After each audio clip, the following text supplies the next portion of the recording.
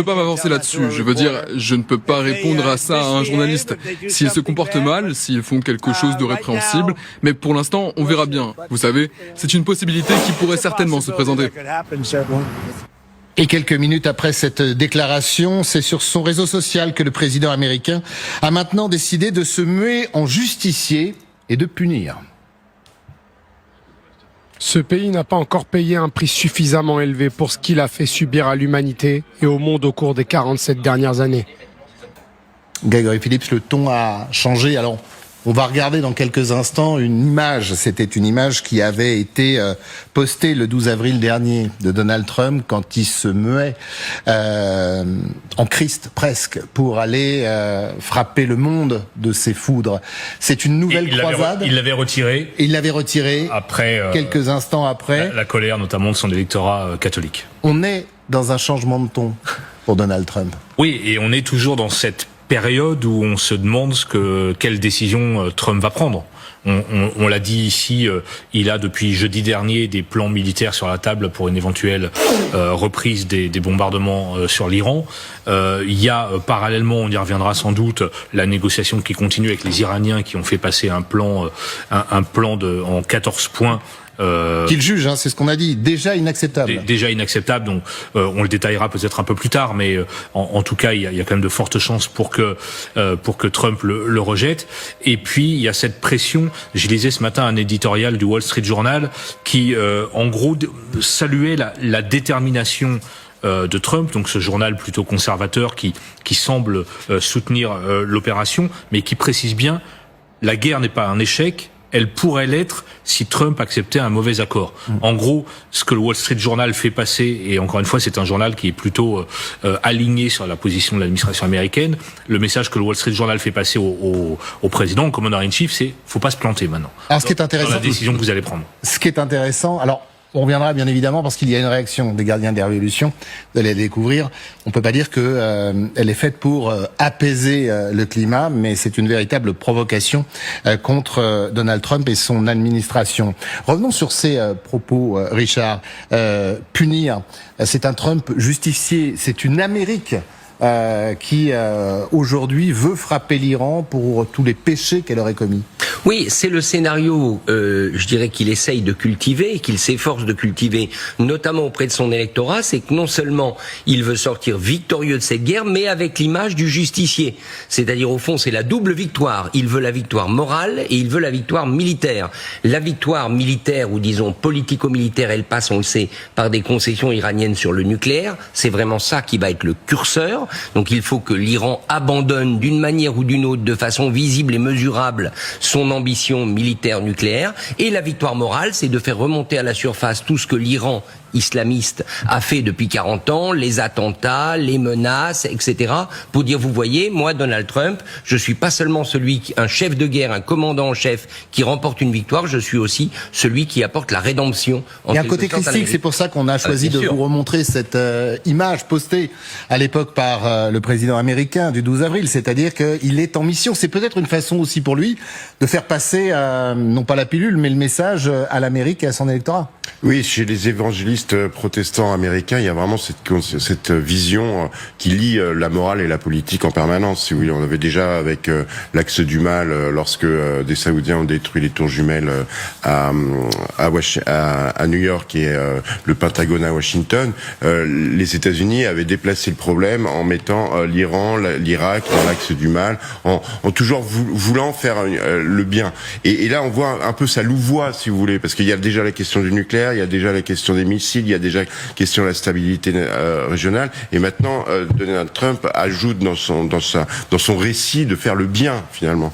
Et finalement, après 40 jours de guerre, cette guerre qui était prévue pour libérer le peuple iranien a plutôt affaibli le peuple iranien et a renforcé, ou du moins radicalisé, pas renforcer le régime, certainement pas, mais l'a radicalisé, et on est maintenant face à une nouvelle situation avec le détroit d'Ormuz. Rina, votre analyse de ce président qui, pas à pas, petit à petit, trouve des arguments pour passer à l'action et envoyer à nouveau, non pas ses troupes peut-être, mais ses missiles sur l'Iran.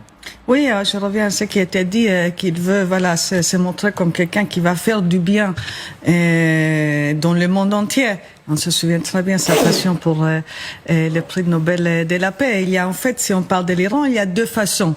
Soit, justement, faire tomber le régime pour qu'il y aura un monde sans ce régime dictatorial, avec les persécutions, avec la tuerie de dizaines de milliers de personnes. Soit un monde sans le nucléaire iranien. Ce sont les deux options.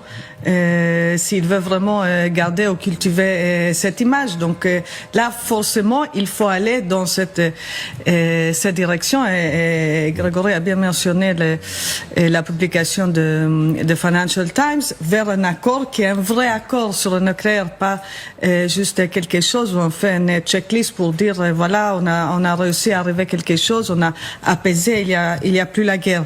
Et en fait, il y a deux écoles. Par rapport aussi au coût de cette guerre pour les Américains. Soit on dit on a perdu énormément d'argent, il faut s'arrêter, il faut aller vers un accord à tout prix, donc même si on va faire des grosses concessions vers les Iraniens, soit on dit ça nous a coûté tellement une fortune, il faut que ça amène quelque chose de vrai, quelque chose justement qui va aussi montrer Trump comme un vainqueur, et là ça augure pas très bien pour la continuation des négociations. Alors dans un instant on va écouter le président américain parce qu'il y a un autre objectif. Hier, il était fixé sur le nucléaire et là, il revient peut-être sur un sujet plus urgent, les missiles et l'arsenal toujours intact de l'Iran. Mais d'abord, je vous parlais de cette provocation des gardiens de la révolution, dépêche qui nous parvient à l'instant. Washington n'a le choix, Grégory, qu'entre une opération impossible et un mauvais accord. Si on veut calmer les ardeurs de Donald Trump, il faudrait peut-être s'y prendre différemment. Oui, l'opération impossible, on comprend bien le message des gardiens de la Révolution. C'est-à-dire, vous voulez reprendre les combats, on est prêt, on a fourbi nos armes depuis 3 semaines, on est prêt à une deuxième manche, donc allez-y et à vos risques et périls, à la fois pour dans la rhétorique des gardiens de la Révolution, pour les soldats américains déployés dans la région, pour Israël et pour les pays du Golfe. C'est ça la menace implicite de ce message, et c'est pour ça que les Iraniens, le régime, qualifient d'opération impossible une éventuelle reprise des combats. Mais ce qui est incroyable, c'est qu'ils mêlent ça à un mauvais accord. Donc de toute façon, c'est perdant-perdant. Mais je crois qu'on est un peu tous dans cette situation. C'est-à-dire qu'en fait, c'est pour ça qu'on parle beaucoup d'impasse sur un petit peu sur les plateaux en ce moment. C'est-à-dire que en fait, quelle que soit la décision qui sera prise, ce sera vraiment une décision déjà difficile, enfin extrêmement risquée, quelle que soit l'orientation qu'on prend. Et puis par rapport aux objectifs qui étaient fixés au départ, on est extrêmement loin de ce qui était visé au départ. Et donc c'est là où, enfin c'est toute la question. C'est est-ce que on remet une machine, on remet une pièce dans la machine en essayant d'obtenir mieux, ou est-ce que, enfin moi ce serait plutôt un peu ma vision, on remet une pièce pour encore plus perdre collectivement, parce que bon évidemment les Iraniens ont beaucoup perdu, ils ont pris 25 000 bombes, ils ont un pays en ruine, mais l'économie mondiale est vraiment sur une crête extrêmement tendue en ce moment. En fait, les gardiens de la révolution donnent quel choix à Donald Trump là? Non, ils donnent pas beaucoup. Non, mais il n'y a pas de choix dans leur texte, mais en fait, ils disent à Trump quoi que tu fasses, pardon pour l'expression, tu vas te planter.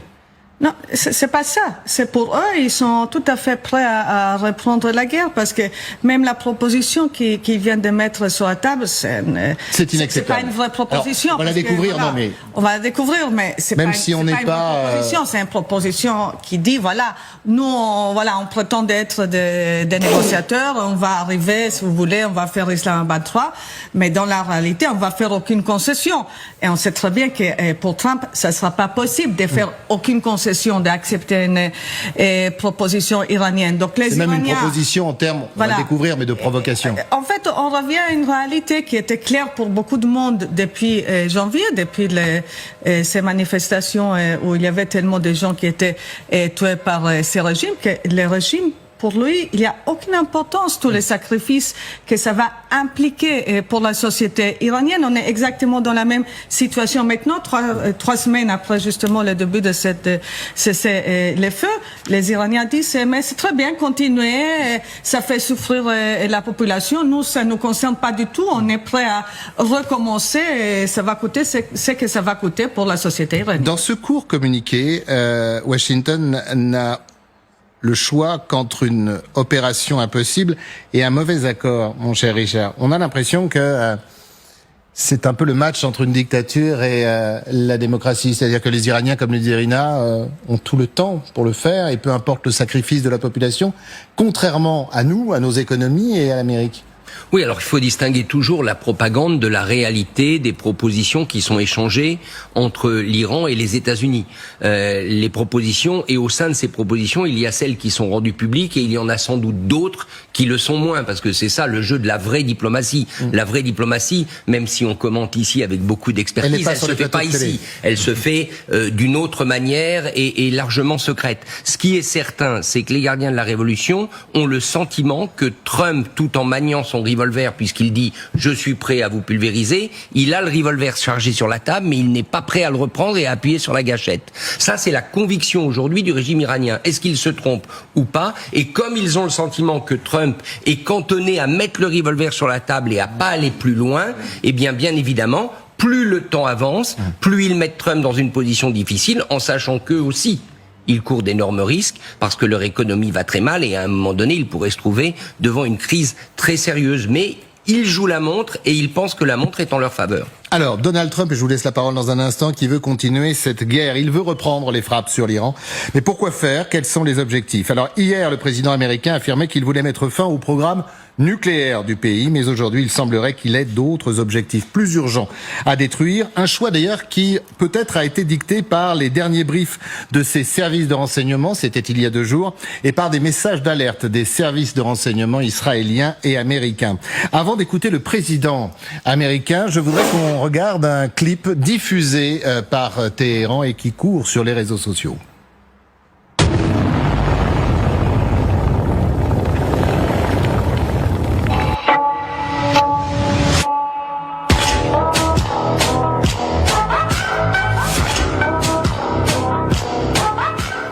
Voilà pour la provocation et maintenant écoutons la réponse du président américain.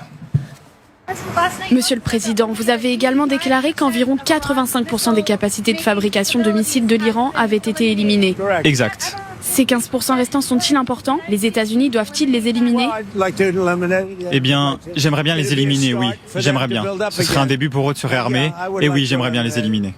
Alors Grégory, on sait qu'il y a eu plusieurs briefs, qu'il y a eu cette réunion très importante à la Maison Blanche, on y reviendra, et que depuis quelques semaines, il y a des inquiétudes sur l'arsenal réel existant encore de l'Iran et sa capacité à reconstruire, à se régénérer. Et puis vous avez Téhéran qui multiplie, vous avez ce clip que l'on a vu, vous aviez, et on s'en souvient, ces images d'une manifestation il y a 3 jours au cœur de Téhéran avec de nouveaux drones. L'Amérique va au plus pressé, le nucléaire, on verra. L'arsenal de frappe de l'Iran, c'est plus important. Je crois que le nucléaire reste quand même vraiment un sujet central. Mais oui, sur la balistique. Alors, un mot sur le clip que vous avez joué juste précédemment. C'est évidemment de l'intelligence artificielle. C'est un outil de propagande pour dire on a la nouvelle arme qui, après le missile Khorramshahr 4, sera encore plus puissante, sera capable d'aller frapper Israël, par exemple.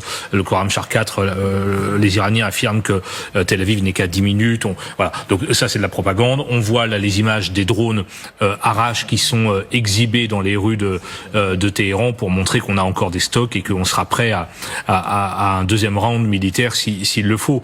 Maintenant, mais il y a une réalité quand même. Il y a beaucoup de doutes, une réalité. Je crois qu'on parle de plus de 100 bases qui n'ont pas été frappées. Maintenant, sur la réalité des stocks, des bases iraniennes qui sont encore en état de balancer des drones ou des missiles, les services de renseignement travaillent dessus.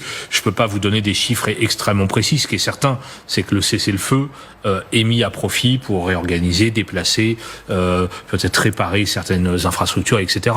Donc, sur la réalité des stocks, c'est compliqué de le dire. Sur le fait que les Iraniens se préparent, c'est une évidence. Et ce qui est intéressant aussi, c'est que ça vient également après des menaces du guide de la révolution, de plusieurs membres des gardiens iraniens qui ont notamment ciblé, visé les pays du Golfe, les monarchies, donc et Israël. Donc l'arsenal militaire, les missiles notamment balistiques, ça reste la menace en cas de reprise du conflit. Oui, c'est vraiment ce qui est au cœur. Enfin, tout le monde montre les muscles, si vous voulez, autant la partie iranienne que la partie américaine, que la partie israélienne, qui a montré que il y avait des armes qui venues des États-Unis qui avaient été livrées à Israël. Il y en a beaucoup. Hein. Donc voilà, on est dans une situation, si vous voulez, extrêmement tendue où tout le monde montre les muscles pour essayer de se préparer au pire. Mais sur le reste des stocks, les dernières informations qui sont sorties des services de renseignement américains sur les stocks iraniens, c'est 40% de drones, c'est 60% de lanceurs de missiles et c'est 70% de missiles. Et on voit vraiment d'ailleurs qu'il reste encore. Voilà. Alors c'est les derniers chiffres qui sont sortis hier ou avant-hier sur voilà. Mais parce que il y a aussi les services de renseignement qui essayent de se protéger par rapport à la décision qui va être prise, de pas avoir à assumer la responsabilité si la décision de relancer les hostilités est prise, que les renseignements aient mal fait leur travail. Donc ils vont peut-être aussi avoir tendance un petit peu à gonfler les chiffres pour bien dire attention là, si vous prenez une décision, nous on veut pas être